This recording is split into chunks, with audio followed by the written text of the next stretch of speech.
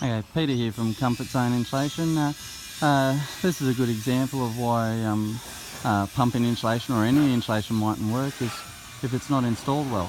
Now you can see here on this roof we've got the rails around the edges for the fall height, and we've lifted all of the roof there for the rake section, and they haven't put any insulation at all in the rake section, and that just ruins the job. Now whoever did the job has actually put cellulose insulation inside the roof, but if I come in here and show you, like, it all looks nice, it's all nice and smooth, isn't it? But just have a look at how deep this is.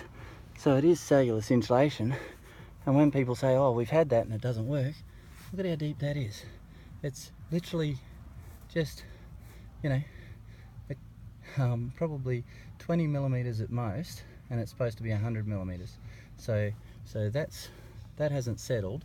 That was just pumped in here at that depth to start with, and so whoever did the job didn't do a very good job, and then the insulation gets blamed for it. Now in some spots they've pumped it in a bit deeper, that's why you know it hasn't settled. Like you see over there, it's at the right height.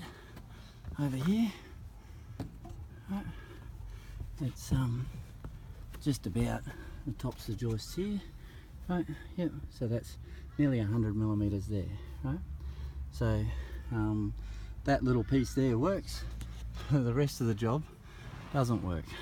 So we're here doing a top up and fixing the job up. You can see how the rake sections are open on some of this. We're going to pump down in those, but whoever did the job the first time could have pumped down in those rake sections without any issue at all. They just didn't do their job well. So a good product's always wrecked by a bad installation.